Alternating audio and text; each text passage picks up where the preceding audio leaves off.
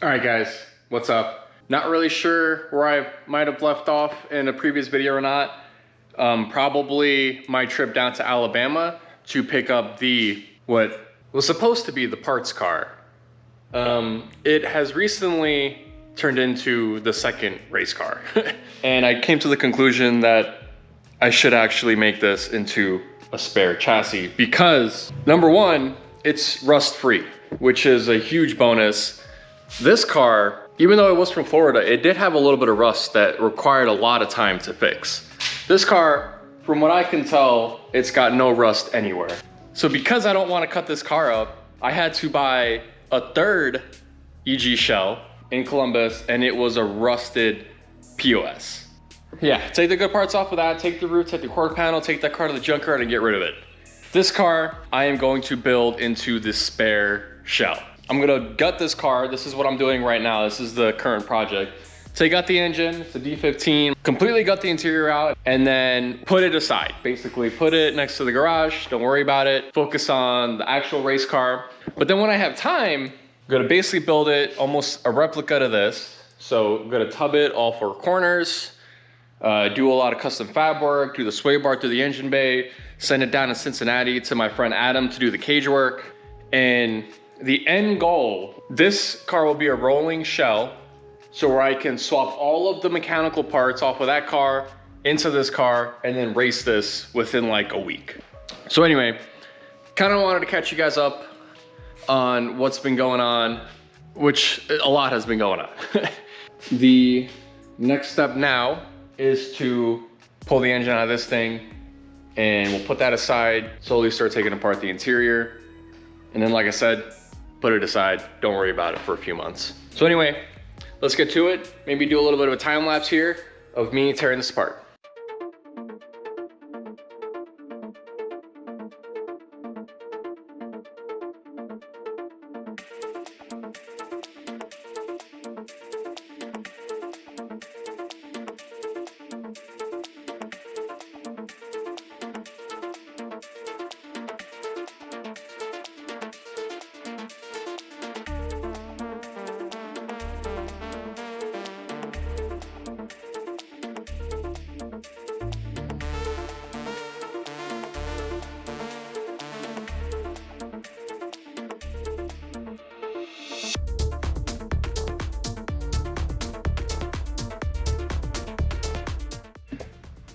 Okay, progress, just kind of removing all the unnecessary pieces.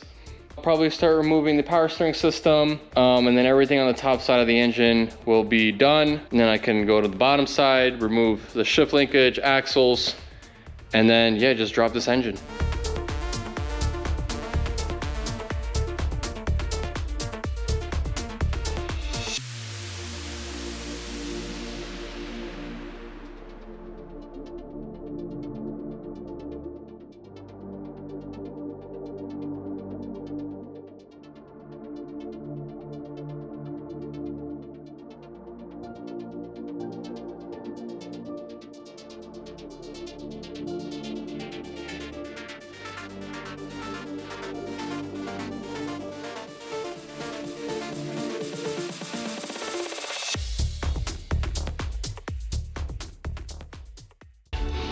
Yeah, trying some new angles here with a little head cam, a little POV action.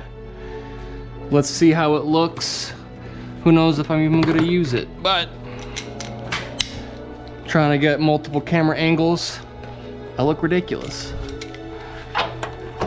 But trying to get you guys multiple angles, maybe a little bit better view of what I'm doing with my hands, because I think the hardest part about YouTube is setting up the camera to try to get the shot. But hopefully with this, you guys can see exactly what I'm doing, and then I don't have to constantly set up a GoPro.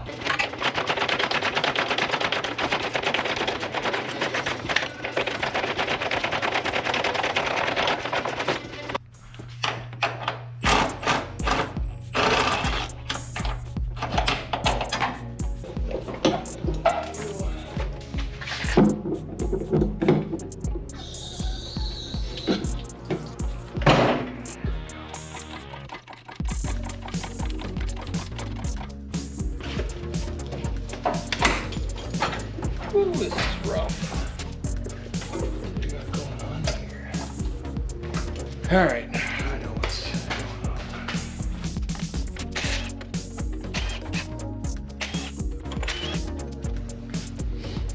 It's this guy right here that's causing all the issues.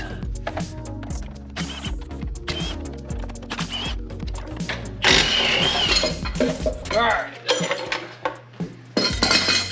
Should come right out.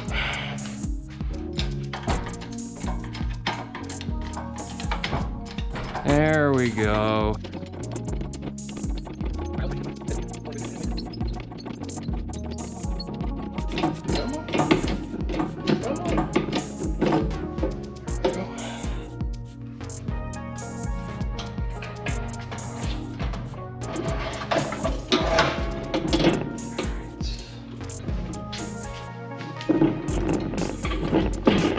Let me show you the damage here.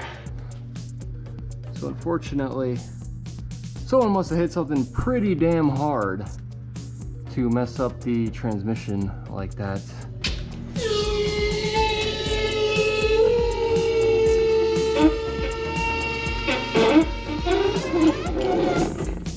Alrighty.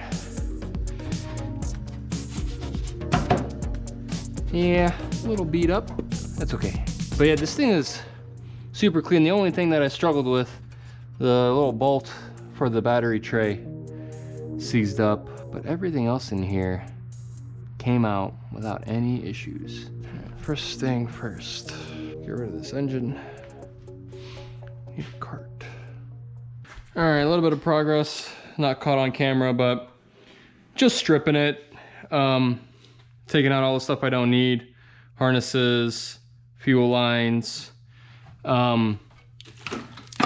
Gotta get that out.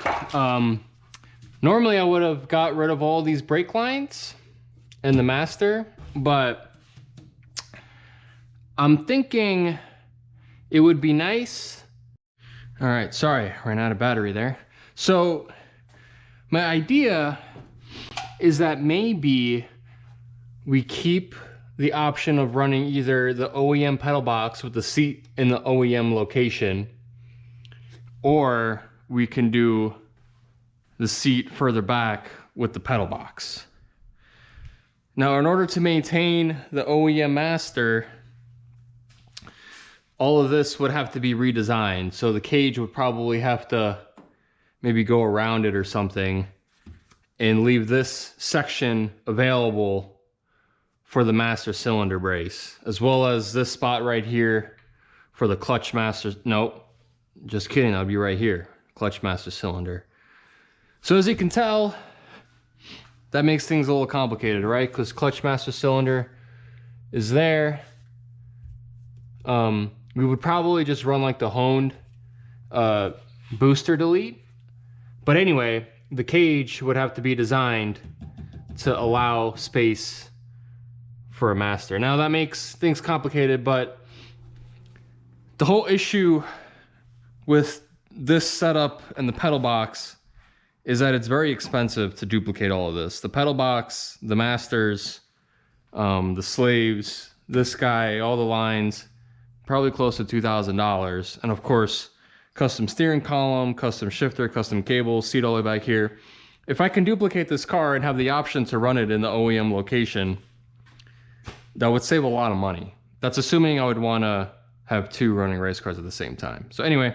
Okay, that might have been a little confusing, so let me explain myself in a little bit more detail. First of all, the main reason we tied the roll cage to the front shock towers was because of how much I cut out for the tubs. And also I wanted to add rigidity into the front suspension. And this was the way that Adam Brock designed the cage. As you can see, we went through the brake master cylinder and the clutch sleeve. And at this point, I was already committed to the pedal box and the seat mounted all the way rearward, but that also meant I didn't have any other option. So in order to make this whole system work, first you have to make a pedal box frame, as you can see here. That's what the pedal box bolts to. Then you have to extend the steering column and add extra support, which was quite a bit of work to prevent flex. And then you can see the seat mounted as far back as possible with the pedal box finally bolted in. Then you need to find a location to bolt your external reservoir to.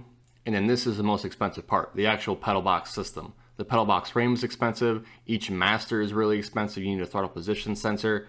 It all adds up to a lot of money, a lot of fab work, all the custom brake lines you gotta wire up. throttle position sensor, brake light switch, prop valve, bias bar adjustment. It's a lot that goes into a pedal box. And then of course, the shifter's mounted further back, so you have to have custom longer cables. So that's how much work goes into moving the seat back about a foot. It's a lot. But I thought I said I wanted to make that a spare chassis just in case I wrecked the main race car, which means I could put all those parts into the blue chassis and it wouldn't really cost me any more money. That is true, but what I want to do is have the option to potentially run both setups. Either run the seat all the way back or run the seat in an OEM location and then just use all the OEM parts, because simplicity is always better. The pedal box system is great, but it's overly complicated and you cause a lot of other issues potentially, which is what happened to me at Road America this year. So if I ever want to have the blue chassis as, let's say, a second running race car at the same time as the main race car, maybe like an endurance or something like that, then having an OEM setup would be beneficial because it would be a lot cheaper. So anyway, that's a long explanation as to why I want to have both options available on this blue car. But now I am in the process of removing this interior. And it's pretty filthy. It's pretty gross. Oh.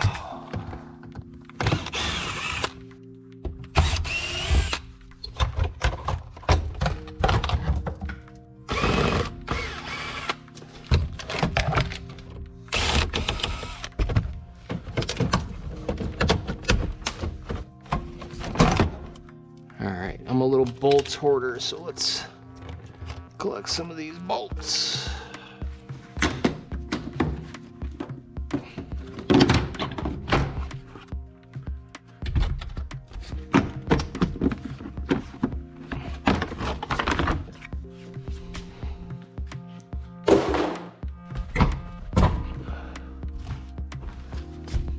Look at that. That's a clean bolt. It's like you're mining for gold. This bolt, this is gonna go in my personal OEM gold washer. Right there, good boy.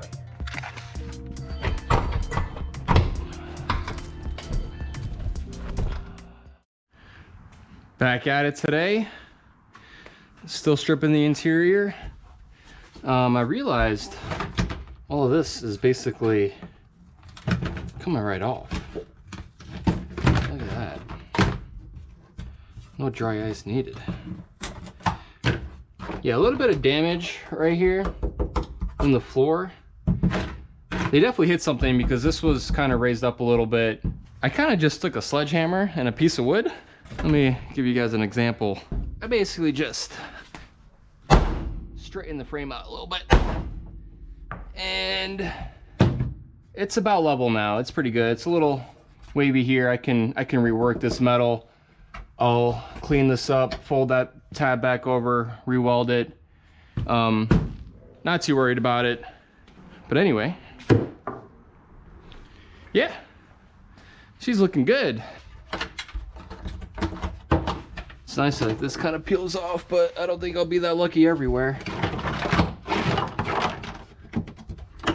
So anyway, but yeah, yesterday I stripped most of the interior, got the headliner out. I need to get the dashboard out and just keep working at it. And I think the end goal here is to just get the windows in, get these doors to close. So I got to transfer over some latches from the rust bucket. And then this car can sit until it's ready for more work. So, all right, let's get to it. There's no need for me to do this right now, but I cannot resist cleaning an engine bay that looks this OEM and clean. Let's take a look how this thing will turn out. Let's get a time lapse going on. Let's do that.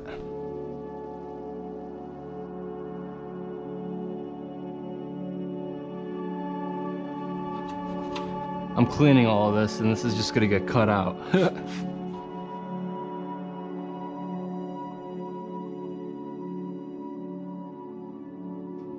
What do you guys think though? Should I repaint it this bluish color? bluish silver. I'm kind of leaning towards, yeah.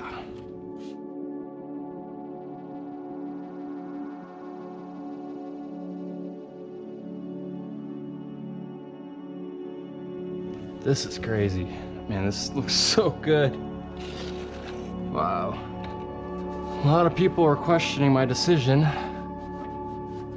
with this car. But man, after seeing how clean it is, you can't deny it. It'd be a damn shame if this thing was cut up and thrown in the junkyard.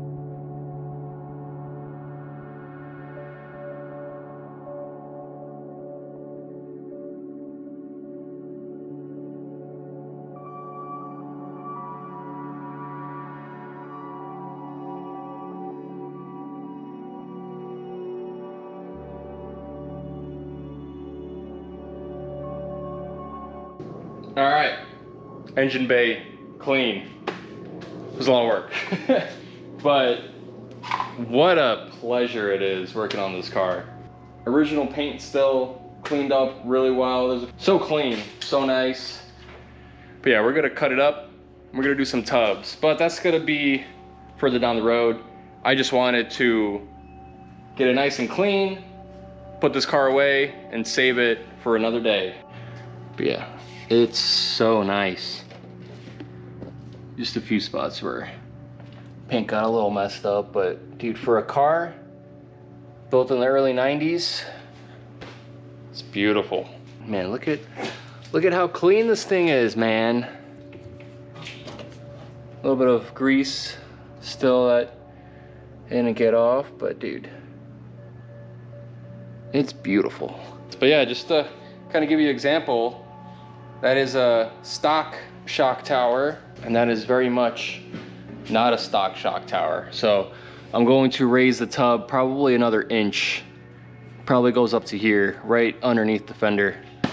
That's the current goal.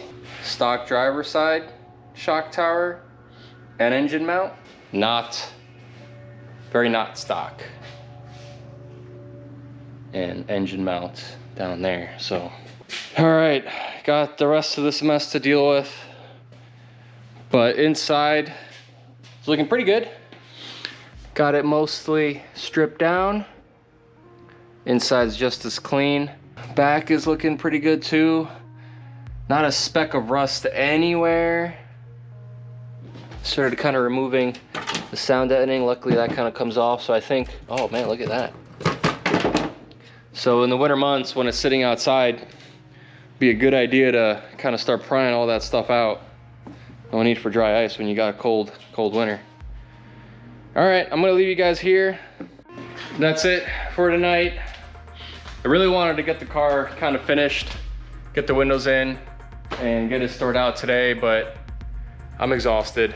Cleaning that engine bay was a lot of work. But I think tomorrow, get it all buttoned up, get it sealed, cover all the holes so rats and shit like that don't get in the car. Put some door latches on these doors, windows, and then send it outside and worry about it not anytime soon. Because like I said, this is gonna be a slow build, but I will get to it. I need to get back to this though. This is the priority because it's November, got a few months of winter, and I need to get this thing not only repaired and fixed up, but faster next year so we can win more races. So anyway, good night.